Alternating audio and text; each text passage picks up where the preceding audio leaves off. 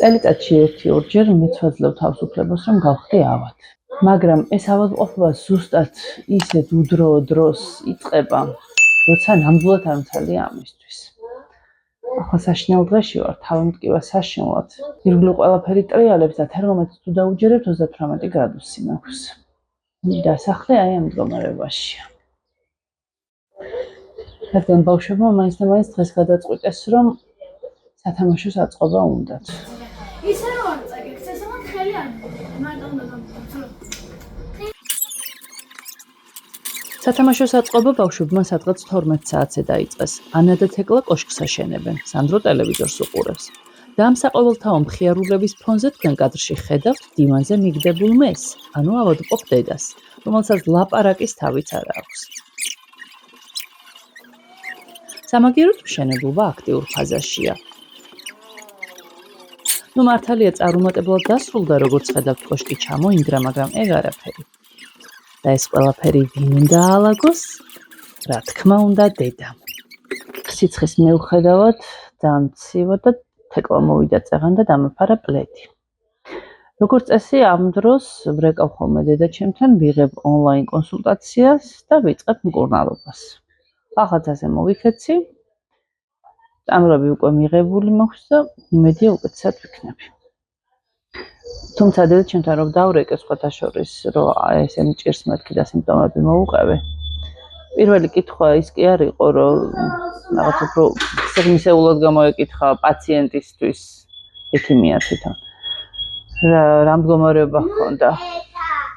პირველ რიგში მკითხა, ვაიმე დედა ბავშვებს ვინ მიხედავსო? ნუტელა არ მოკიდო. ბავშვებს ვინ მიხედავსო?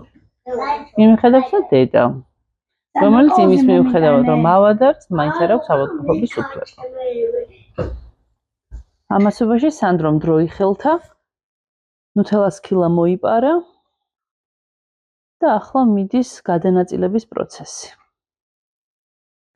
და ხო იცი რომ არ შეიძლება ეგრე.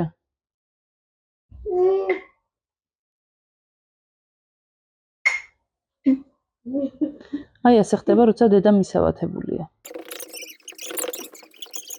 დაიწყო მეორე სერია, პირველი საათი და 15 წუთი. ბავშვები დაუსრულებლად დარბიან წინ და უკან, იცინიან, ყვირიან. თითქოს ჯიბრზე ყველაზე მეტს მაშინ რატომ ხმაურობენ, როცა ასე მისკდება თავი.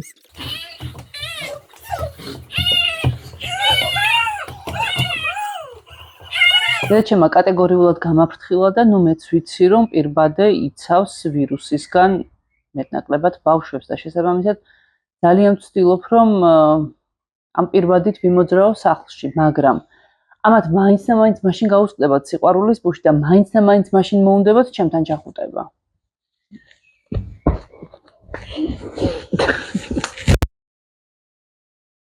ეს ერთი, ესეც მეორე, ესეც ორივე ერთად. შენ მაკლდი. გინდა რომ გადაგედოს ვირუსი? და სერია მესამე, ფინალი. 2 საათი და 10 წუთი. მშენებლობის პროცესი ახალ ფაზაში შედის. სხვა გზა არაა, უნდა ავდგე და მივხედო საქმეებს. ჩემმა სიცხემ მედიკამენტების წყალობით ცოტა დაიწია და შესაბამისად ბავშვებმა მოითხოვეს გარეთ გასვლა. სხვათა შორის ერთხელ მქონდა ასეთი სიტუაცია, რომ ვერ ვარ მეთქი კარგად და დივანზე დავწექი. და სამივეს ჰქონდა ისეთი რეაქცია, ისე შეეშინდათ და ისე დაიზაფრნენ, რომ რა ვიცი ახლა იმის მერე მართლა უნდა უკვდებოდე, რომ ამის შესახებ ინფორმაცია მივაწოდე ბავშვებს. შესაბამისად, თუ დარწმუნდნენ იმაში, რომ დედა მაინც და მაინც ცუდად არ არის, ესე იგი შეიძლება გასეირნებაზე უარი არ თქვან. ამიტომაც გამოვედით გარეთ.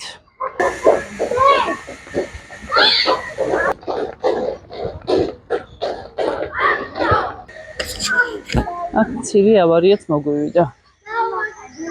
რაო დედა, მე ვარ ავა თუ შენ? ადექი. ალბათ წყალი მომწაც. მოგიყვეთ როგორ მოიქცეოდა ჩემი ქმარი ჩემ სიტუაციაში. მარტო ჩემი ქმარი კი არა.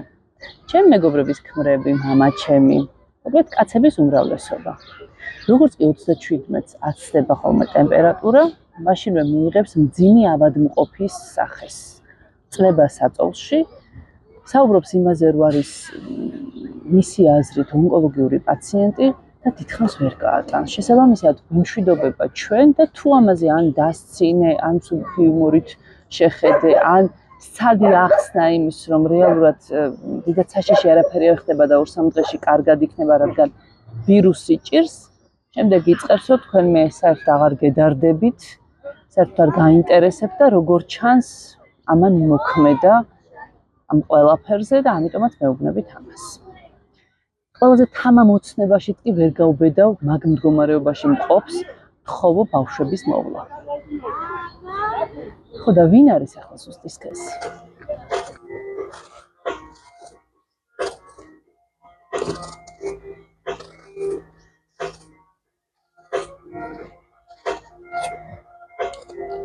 ნია მოგცე? ხო ჩაჭამამე ვაშლს. აბა რისთვის დამაჭრევინე? Ada გაჭრევი. სასარგებლოა.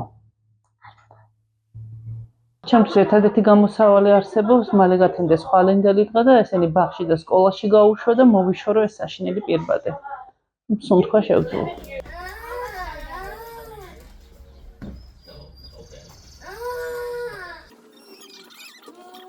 ეს პირბადე ჩემს შემთხვევაში ბევრს ვერაფერს მშველის, რადგან გამთენიისას აღმოვაჩინე, რომ ჩემი სამივე შვილი ჩემს საწოლში გადმოწოლილა. თუმცა რა ვიცი, თავის დასამშვიდებლად მაინც ჯობს ვატარო.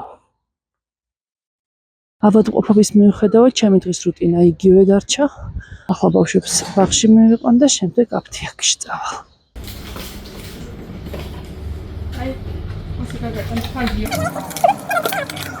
ბუნებრივია, წამლების დასახელებას არ ჩამოგითვლით, რომ რაღაც რეკლამა არ გამომივიდეს და თვითმკურნალობა არ სცადოს ვინმე. თუმცა გეტყვით, რომ ერთი უბრალო ვირუსი, საკმაოდ მარტივად მიმდინარე რეალურად ჩემ შემთხვევაში, ასლარამდე დამინჯდა. თავისი შუშხუნა ტაბლეტებით და ასე შემდეგ. ამ ქვეყანაში ავად არ უნდა გახდერა. ბავშვები უკვე წავიყვანე ბაღსა და სკოლაში. ახლა უნდა დავიწყო დაალაგება, შემდეგ სადილი, ამასობაში ანამობა. ჯერ ერთ წრეზე უნდა წავიყვანო, მერე მეორე წრეზე და ტუპების ბაღიდან დაბრუნებამდე დამრჩება მთელი 20 წუთი და რასაც მინდა იმას გავაკეთე. თავისუფალ 20 წუთზე ხუმრები. ამასობაში სიცხე 38 და 2 გვაქვს.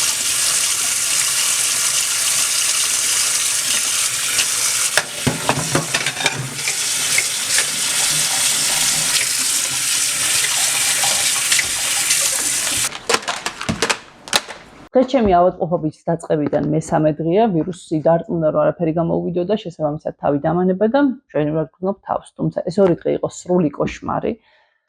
39 სიცხით 3 ბავშვის მოვლა არის კატასტროფა. როგორც წესი ამ დროს ჩემი მული გადმოდის ხოლმე და მეხმარება, მაგრამ გაჭირებულ კაცს ქვა აღმარჩი მიეწიაო, რატომღაც მაინც და მაინც ახლა არ აღმოჩნდა თბილისში. ასე რომ როგორღაც გადავიტანეთ ეს ამბები.